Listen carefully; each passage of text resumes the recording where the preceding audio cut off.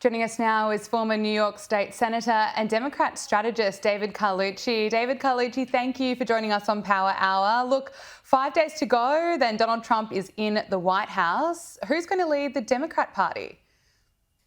Well, it's a good question. I think we've got a large bench, but that's a big question in terms of who's going to lead the national party, the state party. And I think if we're talking about who will be the candidate for president in 2028, I think it's possible that we don't even see that person on the scene right now. I think American politics today is one where people want change, and they've been saying that for many cycles now. And so, if you're an up and coming politician on the rise, I think that's something that the American public, the electorate, is really clamoring for. I think the historical saying on this would think otherwise in terms of you need a record, you need some accomplishments. But I think nowadays you see many politicians just rising to the top, not spending too long in any one office and moving as quickly as possible along that chain. So I think if we're talking about the next presidential candidate, I really believe it could be somebody that we're not even talking about right now. So between now and 2028, we'll just see who comes along? Well, I think so. I think it's a lifetime in politics. And so, as far as that, I think it'll be someone possibly that's new on the scene. But look, we're going to have an election for the Democratic National Convention that's happening in February. And I think now that we don't have the presidency, that role will take on a bigger piece of this in terms of being someone that's out there talking on shows and being a spokesperson for the party. But I also think you'll see people rise up naturally in the positions they're in.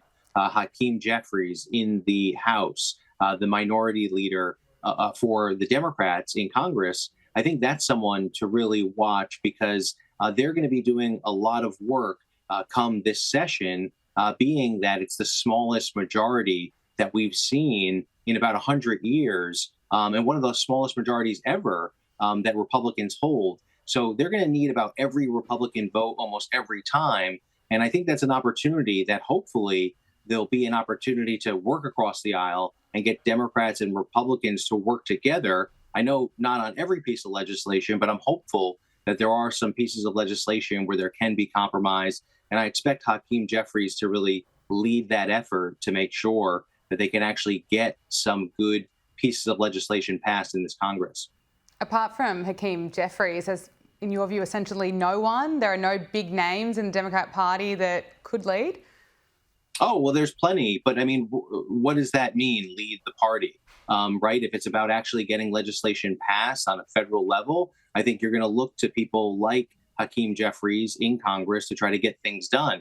If it's about talking on talk shows, you have a plethora of people that can do that. Really talented. They'll have to be better than Kamala Harris at that one. What's that? Oh, well, they'll have to be better than Kamala Harris at going on talk shows. But look, I also want to ask you, it's been 2 months now since Trump's win. What do the Democrats have to do so they can try and get voters back on side? Well, I think right now we see that the GOP is really overplaying their hand. Donald Trump and many Republicans are talking about a mandate. When you really look at it, yes, Donald Trump won the election. We agree with that. But to say a mandate is, I think, a little bit too far fetched. The fact that they're going to have this very small majority in Congress and are going to have to fight to get every piece of legislation passed. If they talk about a mandate, I think they're going to need Democratic votes to get things done. And the problem I think that Republicans can have is that I really think they're at a high water mark. Donald Trump has been promising policies that can only fit on a bumper sticker. And if there's not someone to blame, then his politics don't really work well.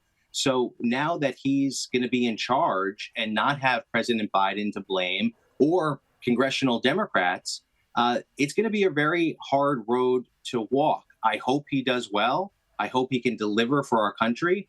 But many of the policies that I've been hearing Donald Trump talk about, are just blame someone around him, blame whoever he can.